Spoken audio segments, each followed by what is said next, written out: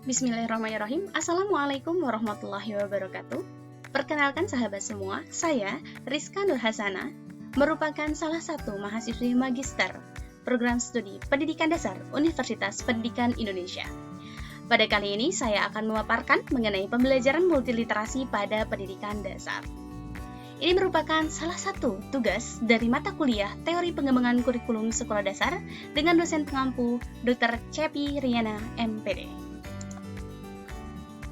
Adapun cakupan yang akan dibahas, yang pertama tentang hakikat, yang kedua adalah sintaks dan siklus, yang ketiga jenis, dan yang keempat adalah media.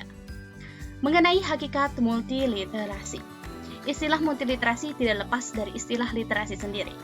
Literasi merupakan kemampuan yang berkaitan dengan kegiatan membaca, berpikir, dan menulis yang bertujuan untuk meningkatkan kemampuan memahami informasi secara kritis, kreatif, dan reflektif.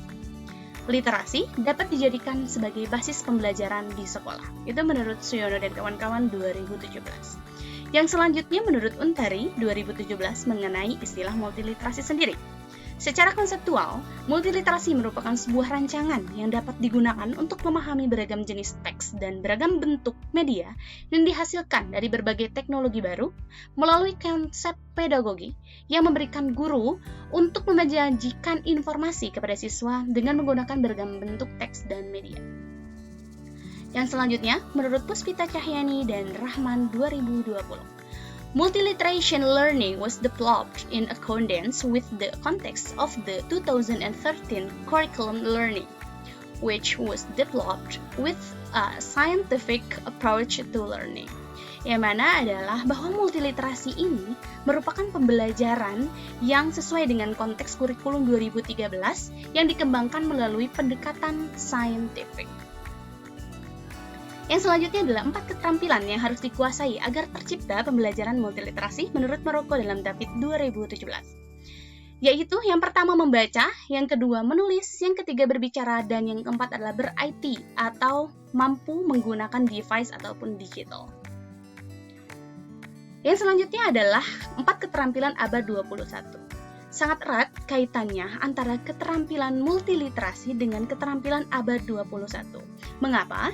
Karena ternyata tujuan utama dari pembelajaran multiliterasi adalah untuk mencetak generasi-generasi yang memiliki kompetensi yang baik di abad 21. Adapun 4 keterampilan itu menurut Maroko dan dalam Abidin 2018 yang kita kenal dengan istilah 4C. Yang pertama adalah conceptual understanding atau berpikir tingkat tinggi. Yang kedua adalah creative thinking, berpikir kreatif. Yang ketiga critical thinking atau berpikir kritis. Dan yang keempat adalah collaboration and communication, berkolaborasi, bersinergi, dan berkomunikasi. Yang selanjutnya adalah komponen pembelajaran multiliterasi. Adapun tadi sudah disampaikan bahwa fokus utama dari pembelajaran multiliterasi ini adalah untuk mencetak generasi-generasi yang sangat berkompeten dalam menjalani kehidupan di abad 21 atau disebut dengan 21st century competence. Adapun komponen yang pertama yaitu vision of attachment learning, tujuan dari pembelajaran itu sendiri. Yang kedua adalah essential question atau pertanyaan-pertanyaan penting di mana guru dan murid membuat pertanyaan-pertanyaan yang berkenaan dengan topik yang akan dibahas. Yang ketiga adalah meaning making cycle, yaitu proses pembelajaran disesuaikan dengan siklus atau sintaks dari pembelajaran multiliterasi sendiri. Yang keempat adalah sumber belajar yang digunakan dalam pembelajaran multiliterasi untuk mendukung terciptanya pembelajaran yang aktif, efektif, dan menyenangkan. Yang kelima adalah assessment yang bersifat autentik dan formatif, di mana tidak hanya dilihat hanya dari hasilnya saja, tapi juga proses per proses dari pembelajaran berlangsung. Yang selanjutnya adalah karakteristik pembelajaran multiliterasi menurut Olge et al. Dalam Untar 2017. Yang pertama adalah menghubungkan materi yang dipelajari dengan apa yang telah siswa ketahui atau kita sebut sebagai skemata. Yang kedua adalah menghubungkan materi yang dipelajari dengan kehidupan nyata dan isu-isu kontemporer. Di sini anak bisa mengetahui sebenarnya apa sih manfaat yang bisa siswa ambil dalam kehidupannya dari pembelajaran yang sedang dipelajari. Yang ketiga, melibatkan siswa untuk terlibat aktif dalam mengajukan pertanyaan dan membuat simpulan sendiri. Yang keempat, memberikan banyak peluang untuk mempelajari materi pembelajaran secara mendalam atau komprehensif, sekaligus menyimpan pemahaman yang diperoleh dalam memori jangka panjang siswa. Yang kelima, menggunakan kerja kolaboratif dan mengkonstruksi makna dan sudut pandang atas materi yang sedang dipelajari. Yang keenam, melibatkan berbagai ragam belajar sebagai sarana mengkonstruksi pemahaman baru. Dan yang ketujuh, melibatkan banyak strategi belajar. Yang selanjutnya adalah sintaks atau langkah-langkah secara dasar. Secara mendasar, secara umum, kita mengenal ada 3 fase. Fase yang pertama adalah fase praaktivitas, yang kedua fase aktivitas, dan yang ketiga adalah fase pasca aktivitas. Yang pertama adalah fase praaktivitas, di mana di sini guru dan siswa menggambarkan skemata, mengaitkan konteks yang akan dipelajari dengan konteks yang pernah dipelajari, membangun kerangka berpikir, kerangka kinerja, kerja, ide, dan konsep. Yang selanjutnya adalah fase aktivitas, yaitu di sini siswa diminta untuk membaca teks, menulis draft, menyampaikan ide dan gagasan secara lisan maupun tulisan, melakukan aktivitas observasi dan eksperimental lainnya, beradu argumen, pendapat, ide, debat inisiatif, kemudian mengkaji dan menyimpulkan informasi atau fenomena sosial. Dan yang terakhir adalah fase pasca aktivitas, di mana di sini adalah kegiatan menguji pemahaman, pengetahuan, dan keterampilan, memproduksi berbagai produk hasil belajar, mengomunikasikan karya akhir yang dibuat, menentukan tindak lanjut pembelajaran, dan yang terakhir adalah menyelenggarakan kegiatan showcase atau pameran karya. Yang selanjutnya secara terperinci, adapun siklus pembelajaran multiliterasi menurut Morocco et al. Dalam Abidin 2018. Yang pertama adalah melibatkan. Di sini, anak dan guru melakukan skemata, menghubungkan topik dengan diri siswa, manfaatnya yang tadi sudah disampaikan, untuk kehidupan sehari-hari itu apa, membuat pertanyaan esensial, pemaparan tujuan dan tahapan aktivitas yang akan dijalani selama proses pembelajaran. Yang kedua adalah merespon. Siswa aktif melakukan observasi, penyelidikan dengan media pembelajaran, sarana prasarana untuk membuat jawaban sementara, misalnya menggunakan perpustakaan di sekolah, mencari literatur, sumber, kemudian mungkin observasi di lingkungan sekolah, dan lain sebagainya. Yang ketiga adalah elaborasi. Di sini siswa berdiskusi dalam kelompok, menemukan ide-ide bersama, menuangkan dalam laporan kelompok. Yang keempat adalah meninjau ulang. Nah, sebelum dipresentasikan nantinya, siswa diminta untuk recheck, mengecek ulang, mengecekkan data secara individu, kelompoknya, keabsahan sumber, pengecekan akurasi hasil, dan lain-lain. Dan yang terakhir adalah mempresentasikan.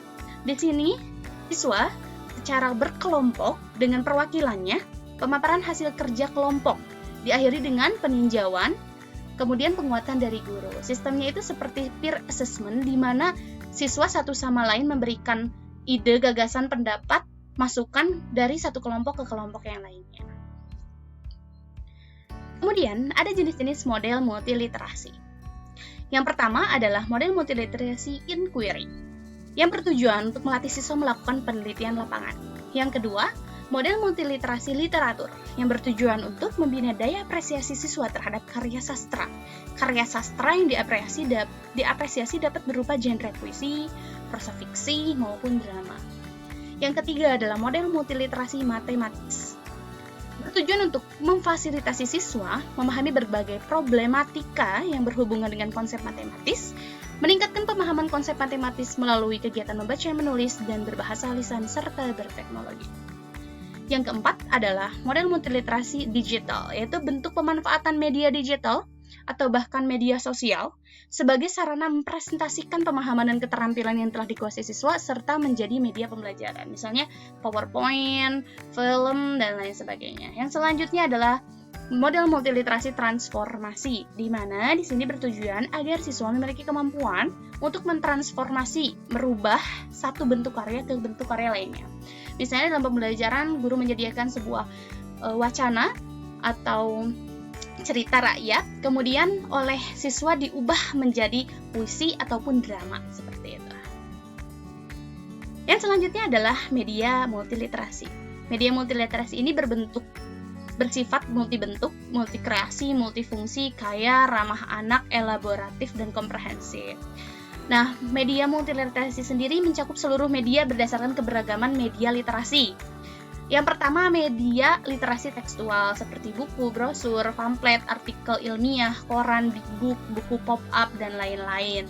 Kemudian yang selanjutnya ada media literasi visual, yaitu contohnya karikatur, rambu-rambu lalu lintas, lukisan, dan lain-lain. Yang selanjutnya media literasi musikal, syair lagu atau musik, instrumentalia, musikalisasi puisi, dan beragam musik lainnya. Yang selanjutnya, media literasi perform, seperti teater, drama, performing art, tari, pembacaan puisi, dan lain-lain. Yang selanjutnya adalah media literasi digital, berbagai informasi di internet, film, PowerPoint, dan lain-lain. Baik, adapun referensi yang saya gunakan dalam pemaparan ini adalah sebagai berikut. Saya Rizka Nurhasana, terima kasih atas perhatiannya, semoga bermanfaat. Sampai jumpa di pembahasan berikutnya. Wassalamualaikum warahmatullahi wabarakatuh.